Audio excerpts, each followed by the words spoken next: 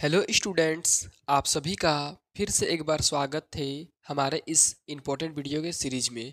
आज के इस वीडियो में हम क्लास 10th का जो वीकली टेस्ट होने वाला है उसका सब्जेक्टिव क्वेश्चन आंसर देखने वाले हैं। जो सब्जेक्टिव क्वेश्चन बहुत ज़्यादा इम्पोर्टेंट है आप लोगों के एग्ज़ाम के लिए, वीकली टेस्ट के लिए। तो आज की इस वीडियो में हम क्लास 10th का जो साइंस का यानी कि विज्ञान सब्जेक्ट का वीकली टेस्ट होने वाला है 23 नवंबर को। कब? 23 नवंबर 2024 को उसका वीकली टेस्ट का इम्पोर्टेंट क्वेश्चन देखने वाले हैं, वो भी सब्जेक्टिव। तो चलिए वीडियो को देरी न करते हुए अब शुरू करते हैं। उससे पहले आप अगर इस यूट्यूब चैनल में अभी तक नए हैं तो जल्दी से चैनल को सब्सक्राइब कर लीजिए, क्योंकि बोर्ड एग्जाम में भी आप लोगों को बहुत इंपॉर्टेंट क्वेश्चन जल्दी जल्दी मिलते रहेगा, और वो भी हर विषय का। तो चलिए वीडियो को शुरू करते हैं।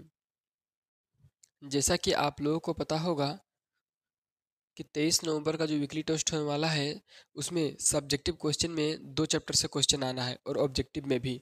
और उस पहला चैप्टर का नाम है कार्बन एवं इसको यौगिक, और दूसरा का नाम है आनुवंशिकता एवं जैव विकास।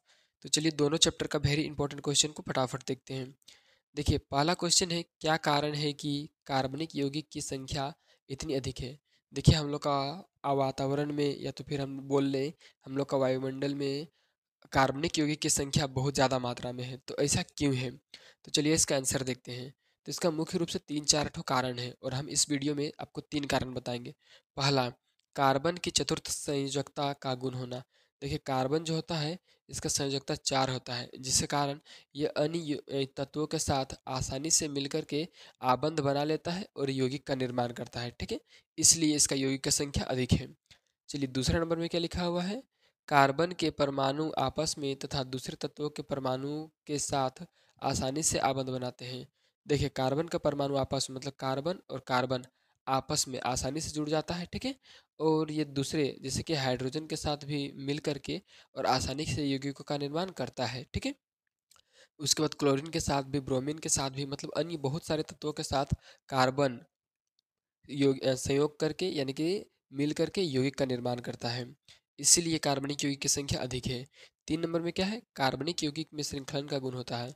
देखिए कार्बनिक यौगिक जो होता है उसमें श्रृंखला यानी कि चेन का गुण होता है। अगर एक कार्बन है तो उसके साथ बहुत सारा कार्बन आपस में जुड़ सकता है। ठीक है, और बहुत सारा यौगिक का निर्माण कर सकता है, इसलिए कार्बनिक यौगिक की संख्या अधिक है। ठीक है, चलिए चलिए अब देखते हैं हम लोग दूसरा क्वेश्चन। देखिए दूसरा क्वेश्चन भी बहुत ज़्यादा इंपॉर्टेंट है, एग्जाम में पूछा जाता है कि कार्बन आयनिक यौगिक का निर्माण क्यों नहीं करता है, कारण लिखें। देखिए कार्बन जो होता है वो सिर्फ सहसंयोजी आबंध वाला यौगिक बनाता है, आयनिक यौगिक नहीं बनाता है। तो ऐसा क्यों। ठीक है, सहसंयोजी आबंध वाला यौगिक मतलब इलेक्ट्रॉनों के स्थानांतरण द्वारा नहीं, इलेक्ट्रॉनों का साझेदारी द्वारा यौगिकों का निर्माण करना। ठीक है, तो चलिए इसका कारण देखते हैं। पहला, कार्बन परमाणुओं के बीच प्रबल आकर्षण बल नहीं होना। ठीक है, नहीं होता है। देखिए कार्बन जो होता है उसका जो परमाणु होता है उसके बीच में, यानी कि दो कार्बन का जो परमाणु है उसके बीच में आकर्षण बल प्रबल नहीं होता, यानी कि कमजोर होता है। इसलिए जो है आयनिक यौगिक का निर्माण नहीं करता है, सहसंयोजी आबंध वाले यौगिक का निर्माण करता है।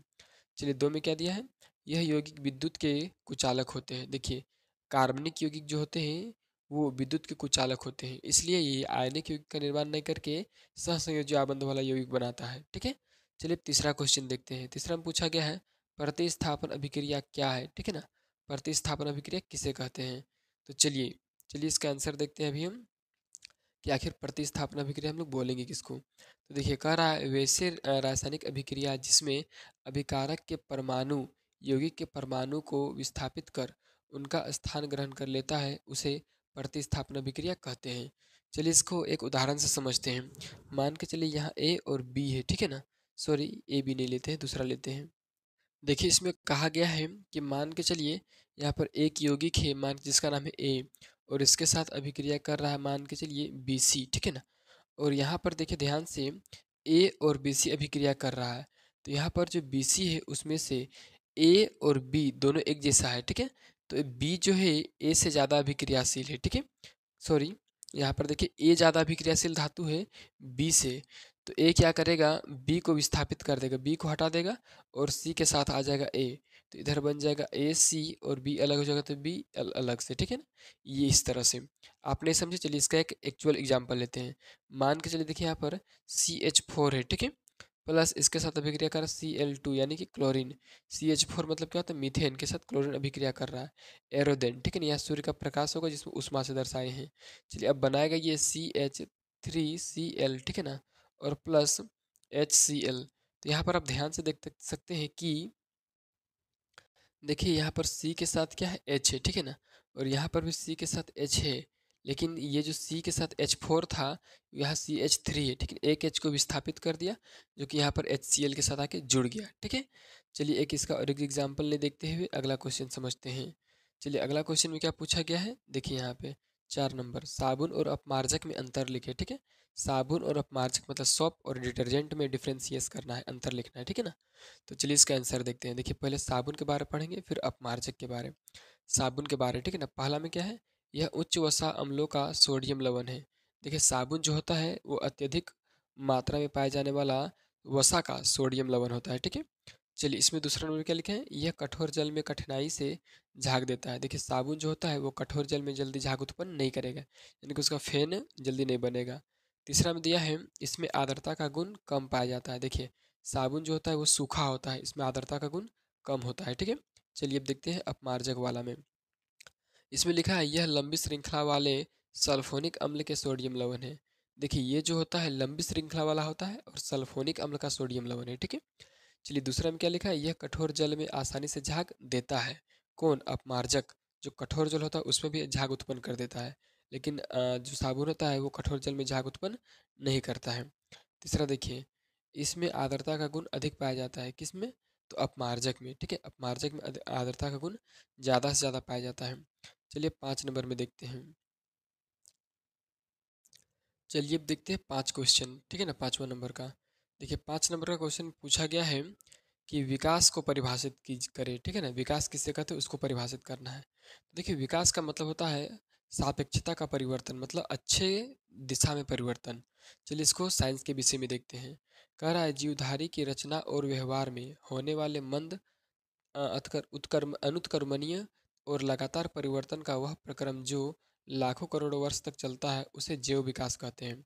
देखिए इसमें यह बात बताया गया है कि कोई भी जीव है, ठीक है ना, कोई भी जीवधारी है, उसका रचना मतलब उसका शरीर का बनावट और उसका व्यवहार मतलब उसका रहन सहन, उसका उस तापमान बर्दाश्त करने का क्षमता, उसका रहने का तौर तरीका, उस सारे चीज़ों में जब मंद गति से यानी कि धीरे धीरे धीरे परिवर्तन होता है, और अनुत्कर्मणीय, अनुत्कर्म मतलब ऐसा परिवर्तन होता है जो फिर पिछले अवस्था में नहीं आएगा। मान के चलिए कि एक शेर का तापमान बर्दाश्त करने का क्षमता, तापमान को सहन करने का क्षमता 47 डिग्री सेल्सियस है, और वो बाद में बढ़ करके 49 डिग्री सेल्सियस हो गया, तो कहीं ना कहीं वो जैव विकास हुआ, ठीक है, विकास किया। लेकिन क्या होना चाहिए, वो 49 डिग्री सेल्सियस से ऐसा नहीं कि शेर बाद में फिर से 45 या 46 डिग्री सेल्सियस को सहन करने सके, ठीक है। यानी कि अनुत्क्रमण नहीं होना चाहिए, यानी कि पीछे वापस लौटना नहीं चाहिए, ठीक है। और लगातार परिवर्तन होना चाहिए, ठीक है ना, जो लंबे समय तक चलता है, लाखों करोड़ वर्ष तक चलता है, उसी को हम लोग बोलते हैं जैव विकास, ठीक है। चलिए नेक्स्ट क्वेश्चन हम देखते हैं 6 नंबर का। देखिए 6 नंबर में क्या पूछा गया है, स्पीसीज से आप क्या समझते हैं, ठीक है ना, स्पीसीज किसे कहेंगे हम लोग, ठीक है। चलिए आंसर देखते हैं इसका, है ना, ऐसे जीवों का समूह जिसमें आधारभूत विशेषताएं समान होती है तथा जो आपस में लैंगिक जनन कर सकते हैं उसे स्पीसीज कहते हैं। देखिए स्पीसीज का सिंपल सा मतलब है कोई एक समूह है, ठीक है ना, जिसमें क्या होता है, जिसमें आधारभूत विशेषता एक समान होता है, मतलब उसका शरीर का जो बनावट होता है वो एक जैसा होता है, ठीक है ना, और वो दोनों लैंगिक जनन कर सकते हैं, मतलब आपस में शारीरिक संबंध बना सकते हैं। जैसे बिल्ली और कुत्ता आपस में शारीरिक संबंध नहीं बना सकते हैं, लेकिन कुत्ता और कुतिया आपस में शारीरिक संबंध बना सकते हैं, तो दोनों एक स्पीसीज के हुए, ठीक है। अगर बिल्ली और बिल्ली, जो बिल्ली का थोड़ा सा अलग दिखता है, और अगर दोनों में लैंगिक जनन हो सकता है तो उसे हम लोग स्पीसीज बोलेंगे, एक ही स्पीसीज के सदस्य, ठीक है। लेकिन बिल्ली और बिल्ली में ही होता है, बिल्ली और दूसरे किसी चीज़ में नहीं होता है ऐसा, ठीक है। चलिए देखते हैं नेक्स्ट क्वेश्चन 7 नंबर, वे कौन से कारक है जो नई स्पीसीज के उद्भव में सहायक है।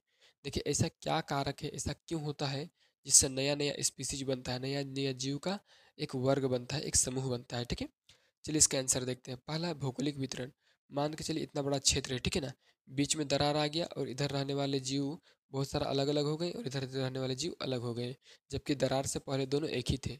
तो अब दरार आने के बाद क्या होगा, इधर का रहने का दशा और इधर का रहने का दशा अलग हो जाएगा।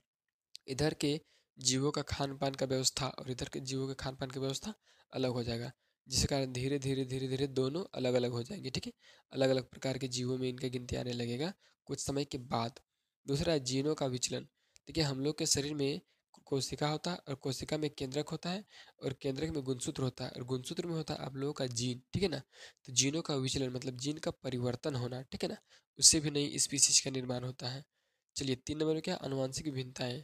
आनुवांशिक विभिन्नता मतलब एक जीव है जिसका आँख जो है अच्छा है, गोल है और काला वाला छोटा है। ठीक है, और दूसरा जीव जब उसका बेटा या तो फिर बेटी होगी तो उसका जो आँख होगा उसके रंग भी अलग होगा।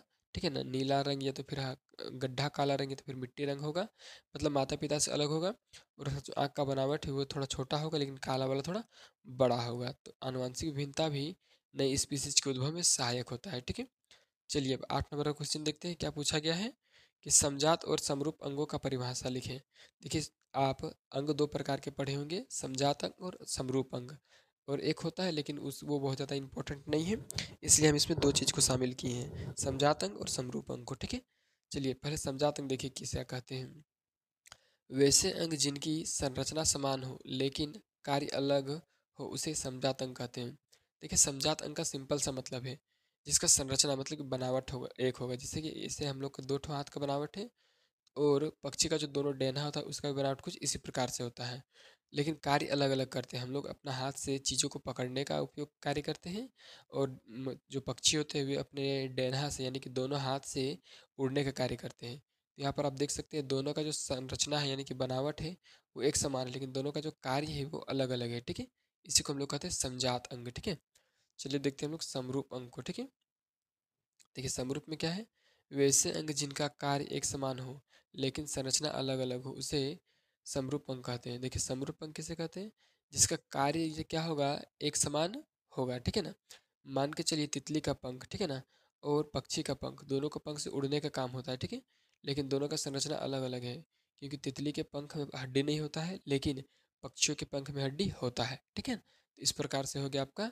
समरूप अंग। तो इस प्रकार से हम आप लोगों को 8 यानी कि 8 वेरी वेरी इंपॉर्टेंट क्वेश्चन बताए हैं जो कि 23 तारीख यानी कि 23 नवंबर के लिए आप लोग के लिए बहुत ज़्यादा इंपॉर्टेंट है। अगर आपको वीडियो अच्छा लगता है तो जल्दी से वीडियो को लाइक कर दीजिए, चैनल को सब्सक्राइब कर दीजिए और वीडियो को दोस्तों के साथ शेयर कीजिए ताकि दोस्तों का भी हेल्प हो सके। साथ ही साथ इसी यूट्यूब चैनल में आप लोगों को बहुत सारे बोर्ड एग्जाम का यानी कि जेक बोर्ड का बहुत सारा क्वेश्चन आप लोगों को दिया जाएगा। तो जल्दी से चैनल को सब्सक्राइब करके रखिए।